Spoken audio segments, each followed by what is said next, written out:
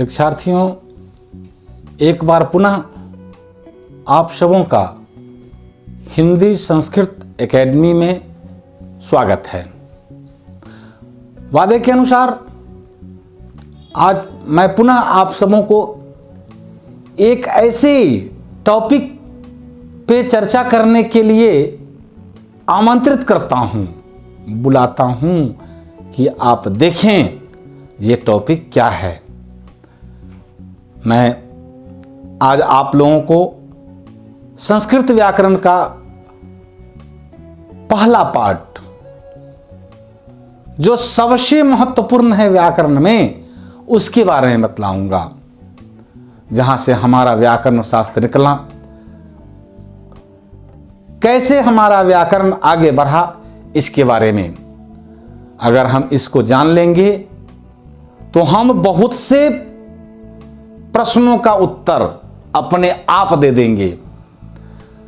आप किसी भी कक्षा में पढ़ते हो, मैट्रिक स्तर के में हो, इंटर स्तर में हो, माध्यमिक स्तर में हो, या संस्कृत विद्यालय के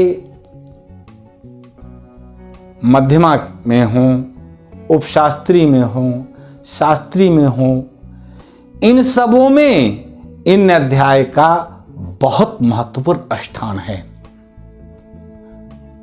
आप हिंदी माध्यम से पढ़ते हो, संस्कृत माध्यम से पढ़ते हो, लेकिन इसका महत्व बहुत ही अत्यधिक है। जिस टॉपिक के बारे में हम चर्चा करने जा रहे हैं उसे हम माहेश्वर सूत्र कहते हैं। शिक्षार्थियों, माहेश्वर सूत्र यानी ये जो संपूर्ण व्याकरण शास्त्र है, उसके मूल रचनाकार, मूल प्रणेता हमारे भगवान शंकर हैं। उन्होंने एक बार सब लोगों के तपस्या से प्रसन्न होके डमरू बजाए।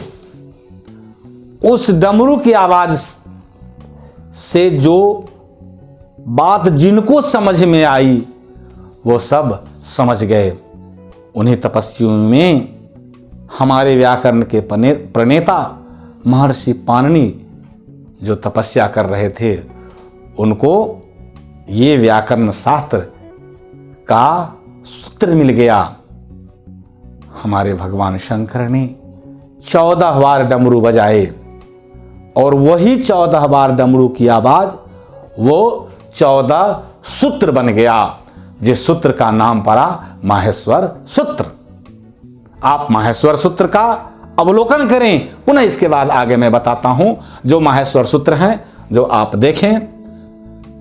अ ई ओण री लिरिक ए ऊंग ए औच हयवरट लण यमंगनम झभैं घडधस जवगडदस ख फ छ ठ थ चट तौ कपै सखसर हल।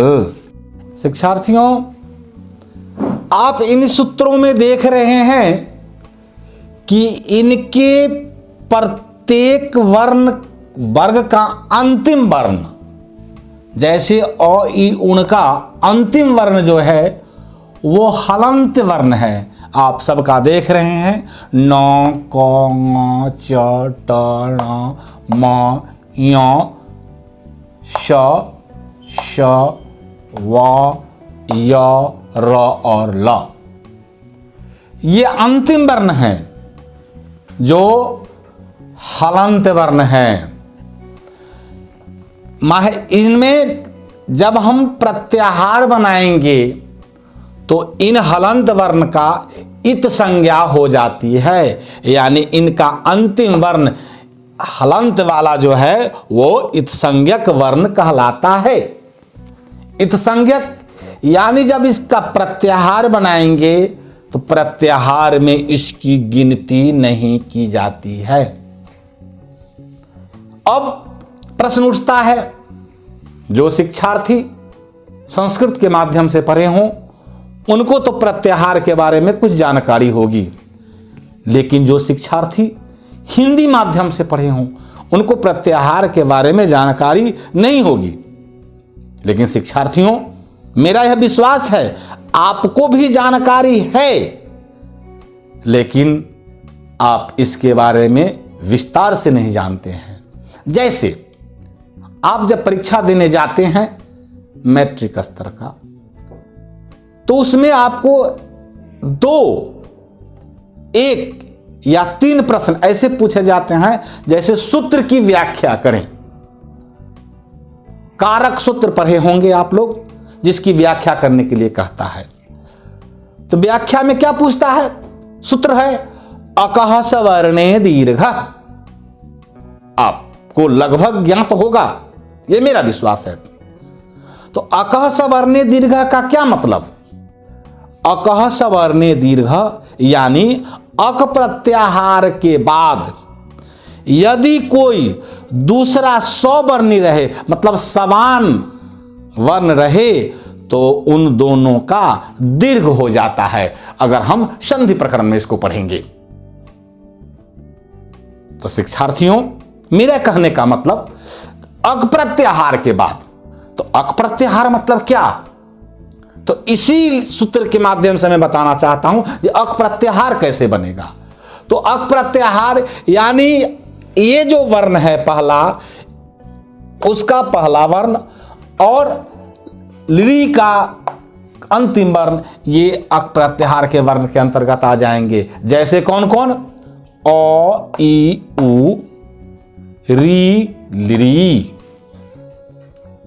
आपको जानकारी है कि इन वर्गों का अंतिम वर्ण इत्संज्ञक है, यानी प्रत्याहार में इन दोनों की गिनती नहीं होगी। यानी अ, ई, उ, री, ली वर्णों के बाद यदि कोई दूसरा वर्ण आए, यानी समान वर्ण आए, तो दोनों के स्थान में दीर्घ हो जाता है।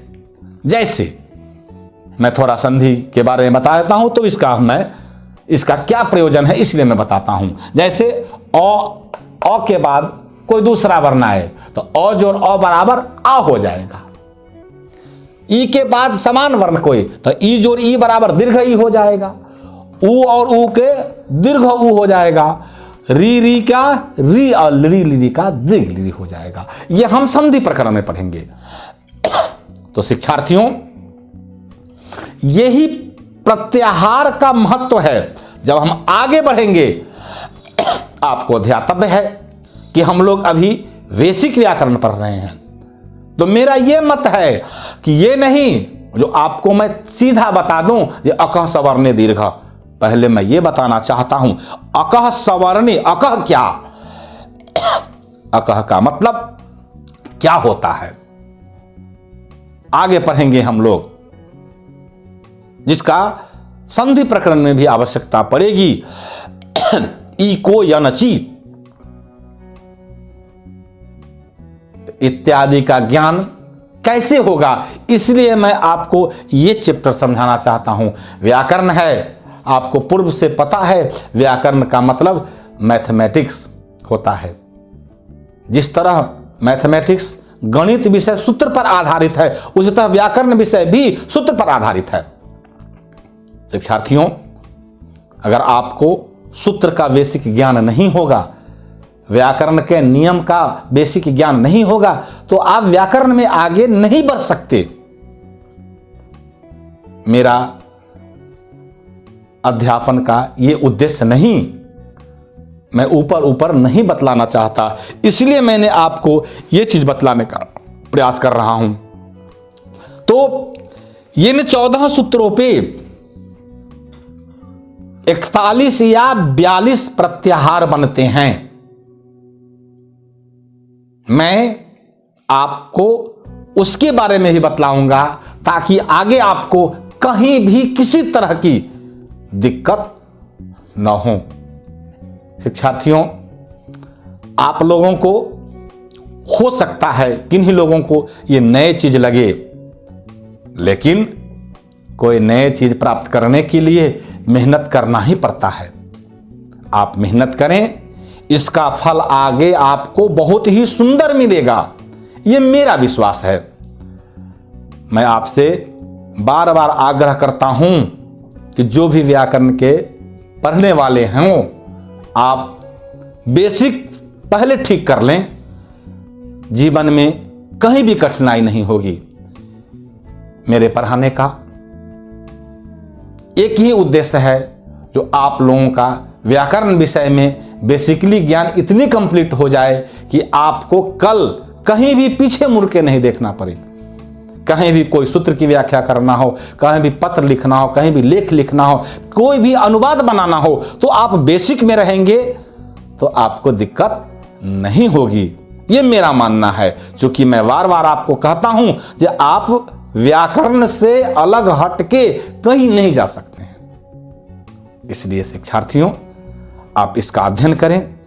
पुनः मैं एक बार निवेदन करता हूं, आपको इसमें कहीं भी कठिनाई हो, पढ़ने में, समझने में या प्रयोग में, आप कमेंट के माध्यम से बताएं। मैं आपको पुनः इसके बारे में अलग अलग करके बतलाने का प्रयास करूंगा। शेष अगली बार मैं इसको एक प्रत्याहार बनाना सिखाऊंगा। उसके बाद पुनः वादे के अनुसार मैं आप लोगों को अनुवाद की ओर ले चलूंगा, फिर संधि, समास इत्यादि के बारे में ले चलूंगा, ताकि आपको आगे थोड़ी अभी कठिनाई होगी। आप मेहनत करें। मैं बार बार कहता हूं, जो आप आराम से 10 मिनट 15 मिनट वीडियो देखें, समझें, पुनः रिपीट करें। जब समझ में आ जाए आगे बढ़िए। दिक्कत हो, मैं उसके लिए हूं। इसी के साथ धन्यवाद।